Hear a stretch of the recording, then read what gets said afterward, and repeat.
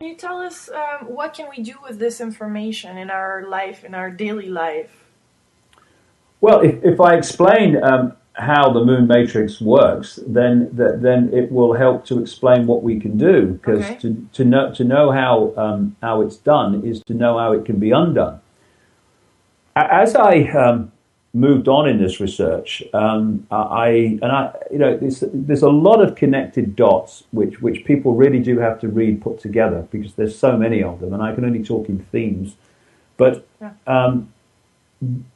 the next stage before the moon stuff started coming to me, and after the reptilian stuff arrived, there was a middle stage which has been the most important part of my journey, if you like, of all, and that was when the illusory nature of reality was starting to be shown to me in this amazing synchronistic way that's been going on for the last 2 decades.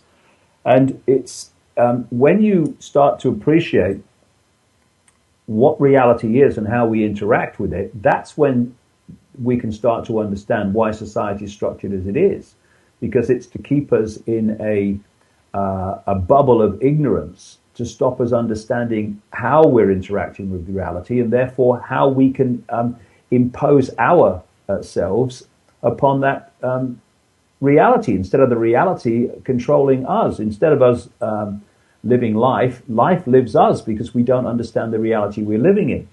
And basically, we live in a massively sophisticated version, an advanced version of the wireless internet. You know, when you get a computer and you have no wires attached to it, nothing in the wall, nothing going into any electronic internet system. It's just a computer standing alone.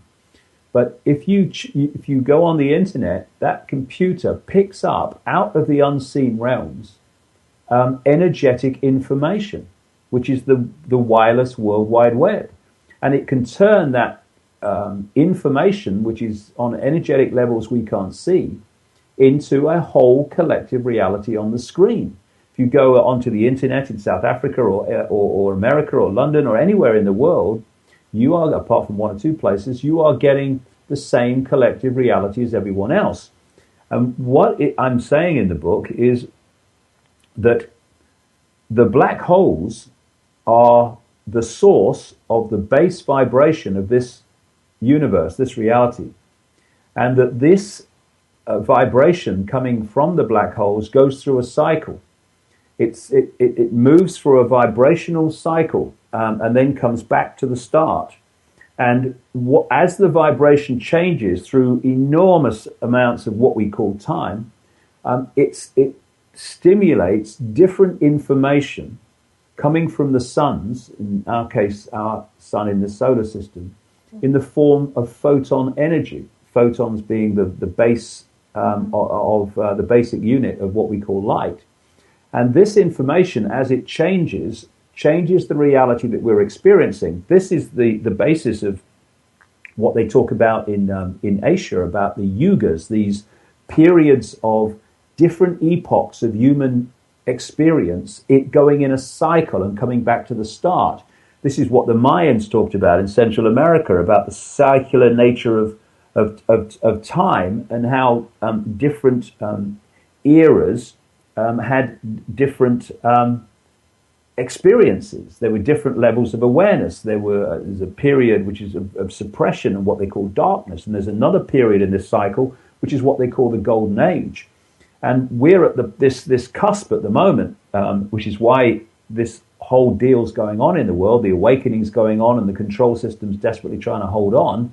It's because we're moving through this vibrational change, a fundamental one, which is going to bring a much more enlightened and aware and conscious humanity in this next epoch that we're now very fast entering.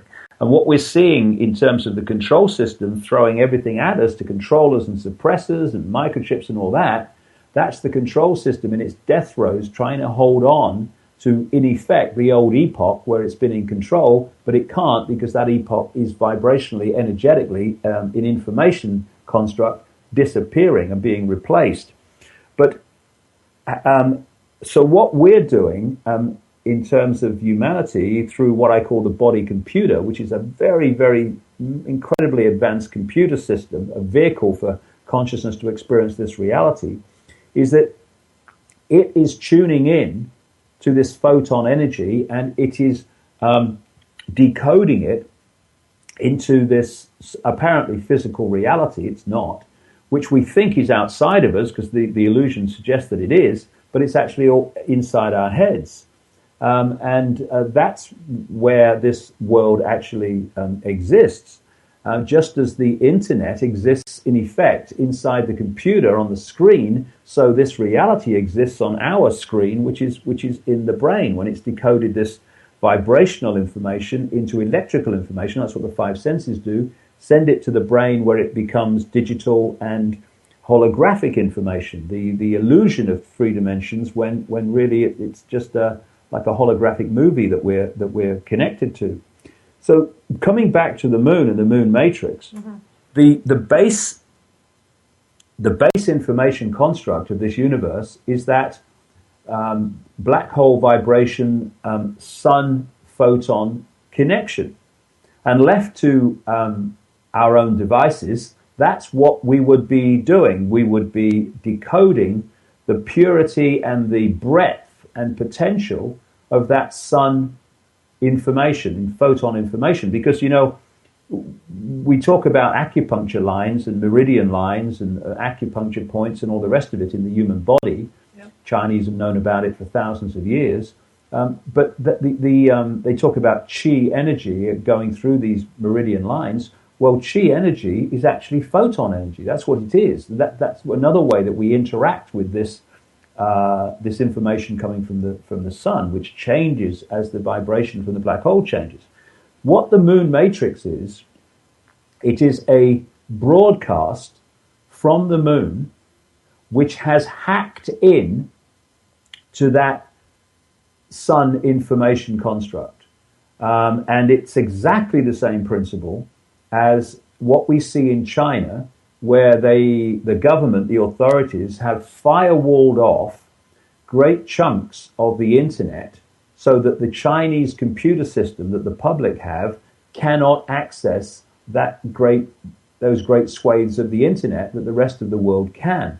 What the moon matrix has done, not least through genetic manipulation of the human body, which is again talked about and recorded all over the world by the ancients, is they have genetically manipulated humanity eons ago to tune us into this moon matrix frequency, because it's broadcasting on a frequency range like everything else.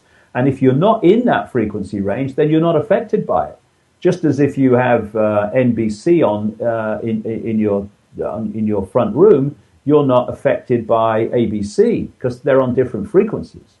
So the combination is this: to broadcast this frequency, which hacks into the virtual reality universe information construct and suppresses humanity's ability to access great chunks of it on multiple levels. This is the reason, or one of the key reasons, why scientists have found that 95% plus of human DNA is what they call junk DNA, because they don't know what it does. It doesn't seem to have a function. Yeah. It's also the reason why people use about 10% of their brain if they're a genius by human terms. Because what's the rest of the brain do?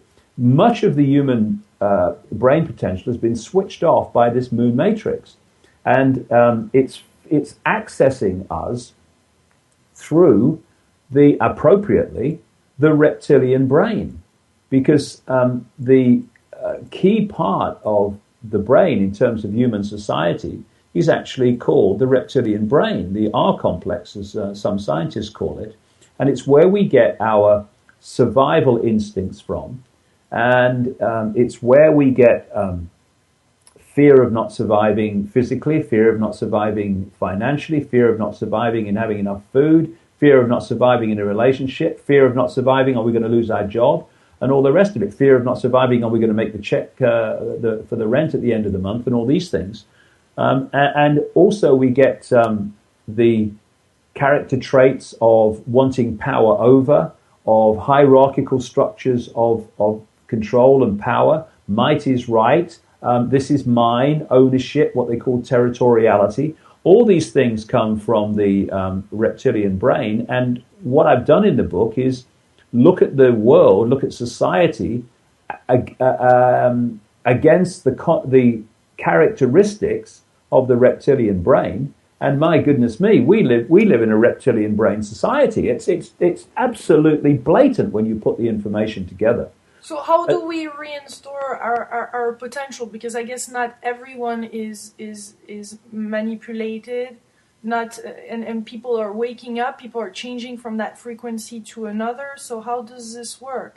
Well, I think everyone's manipulated in a sense by this moon matrix. It's not that we awaken; it's that we are awakening, and we're in the process of doing it. And the more this vibrational change impacts itself, and it's gathering by the hour, what I call the truth vibrations, which was the name of my first book 20 years ago on these subjects, because I came across, even in those very early days of my own awakening, that there was a vibrational change coming, which I called in the book truth vibrations, because I understood that what this was going to do was A, wake people up from the trance that humanity's been in, but B, it was going to have the effect of bringing to the surface all that's been hidden. And there's no evidence at the time of any of that stuff, but look at it 20 years later, my goodness. The stuff that's come out and is coming out now that has been hidden from humanity is just absolutely extraordinary. And we've seen nothing yet. There are a lot of shocks and surprises coming along in terms of what's been going on without us realizing it. And if you like, the lizard brain controls us. It's a reaction system. It doesn't think things through calmly. It reacts on the basis of personal survival in many and various different ways. And we live in a society in which people are constantly reacting instead of calmly thinking things through. So one of the ways to disconnect from the moon matrix and its influence is to disconnect from the reptilian brain in terms of its impact on our behavior and perception. There's parts of the reptilian brain contribution is very necessary. When you're driving your car along the road and someone walks in front of it, it's the reptilian brain that whacks those brakes on without you even thinking about it. So on that level, it has a role to play, very important role. But once it starts to impact on the rest of our lives, then we are in serious trouble in terms of accessing our true potential.